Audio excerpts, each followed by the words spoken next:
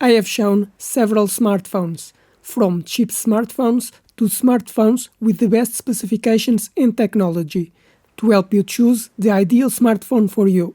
But today, we'll see the specifications of a smartphone with a lot of potential. But first, subscribe to the channel because I bring new products every week.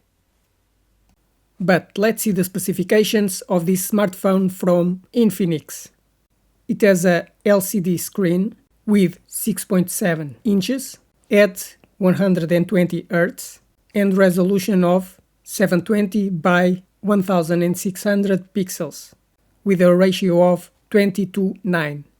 It has a MediaTek Dimensity processor with 8 cores and an Army Mali graphics processor. It can have a storage capacity up to 128 GB and 8 GB of memory. The main camera is 50 megapixels that records video in 4K with slow motion of 240 frames per second and with HDR technology. The front camera is 8 megapixels and records video in 1080p. It has the connectivity 5G, Wi-Fi 6, Bluetooth 5.4, GPS, but it doesn't have NFC. It also has a USB 2.0 Type-C connection for charging the battery and transferring files to the computer. To unlock, there is a fingerprint reader under the screen and has facial recognition. It has a 5500 mAh battery with 45-watt charging, but it doesn't have wireless charging. The screen has tempered glass protection against scratches and drops. It is built with plastic, IP64 certified for water and dust resistance, and weighs 195 grams. You can put 2 nano SIM cards for communication and a microSD to expand the storage. This is a smartphone with basic technology and minimum specifications, so it's cheap, but it's not the most versatile smartphone you can choose. I don't recommend this smartphone. It has very basic specifications, so in a few years you will need to buy another one with better specifications. Smartphones have become the most important device in our lives, due to their versatility, convenience, and communication capabilities. But with so many different smartphone models, it can be difficult to choose which smartphone you should buy, because you have to consider several features: the screen size, amount of memory, processor speed, camera resolution, connectivity, or the sensors it has. But I will explain all these features to you, so you know how to choose a new smartphone. About the screen, you can choose the size of the screen. Either it has a cutout for the front camera, the resolution, the refresh rate, and the type of screen, because it may have more vibrant colors. I recommend an OLED screen with 6.7 inches with 120 Hz.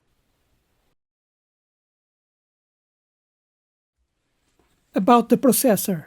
The processor is very important, because the faster it is, the faster the smartphone will work and the smoother your interaction will be. A processor can have multiple cores, speeds, and an integrated graphics processor, which is very important for gaming. I recommend that it have a MediaTek or Snapdragon processor with at least 6 cores at 2.4 GHz.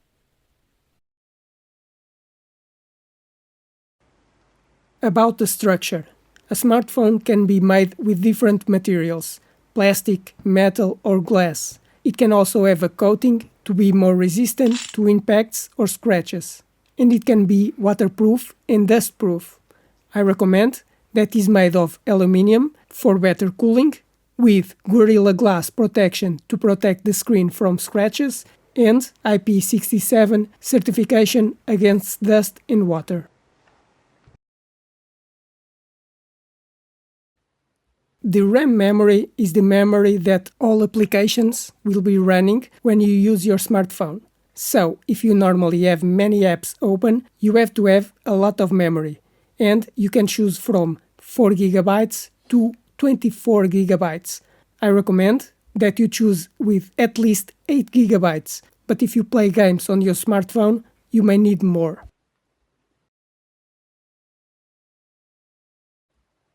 The internal storage is for storing all files, applications, and operating system.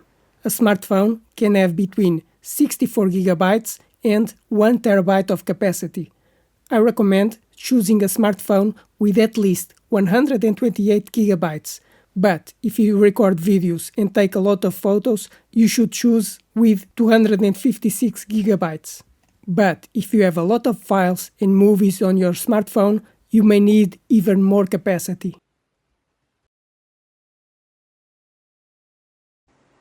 The smartphone normally has two types of cameras, the rear camera and the front camera.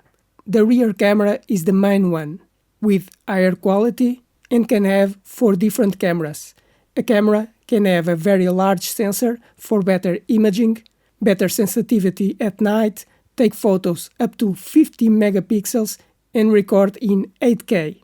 I recommend that you choose a camera that records videos in at least 1080p and captures photos in 12 megapixels.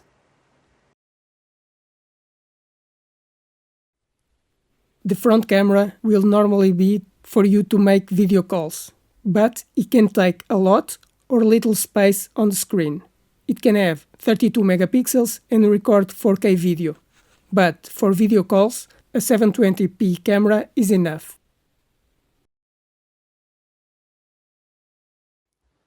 About the smartphone security, so that only you can unlock the smartphone, you can use a password, a fingerprint reader that detects your finger, or facial recognition that detects your face. I recommend that it has at least a fingerprint reader, but it's up to you if you prefer other protection systems.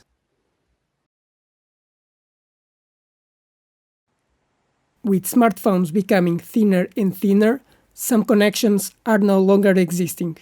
But a smartphone can have an audio and USB connection. I recommend a smartphone with a USB Type-C connection for power charging and copying files to the computer. But if you need to connect headphones or a wired sound system, it must also have an audio connection.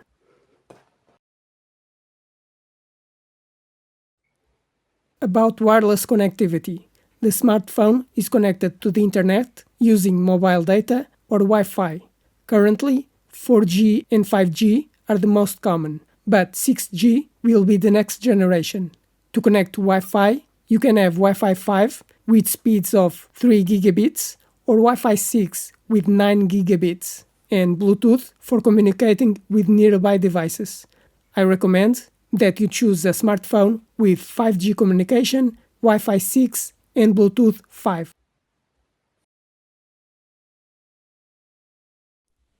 But a smartphone can also allow compatibility with other cards, because a smartphone can have 2 SIM cards for mobile communication, but you can also put a microSD card to expand the storage capacity.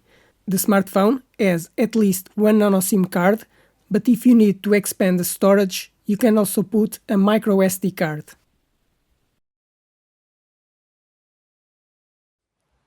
The larger the battery capacity, the longer your smartphone will last before you have to charge the battery again.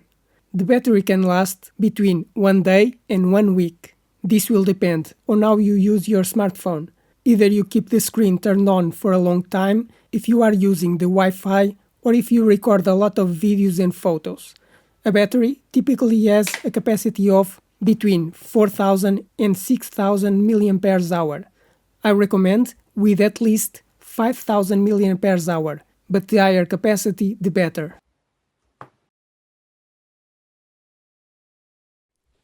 Charging the battery can be done in 2 ways, wired or wireless. Wired charging can be between 10 watts and 240 watts. The higher the power, the faster will charge, being able to charge your smartphone in 15 minutes. Wireless charging can be done between 5 watts and 50 watts. I recommend that you have at least 20 watts of charging, which will charge the smartphone in 40 minutes.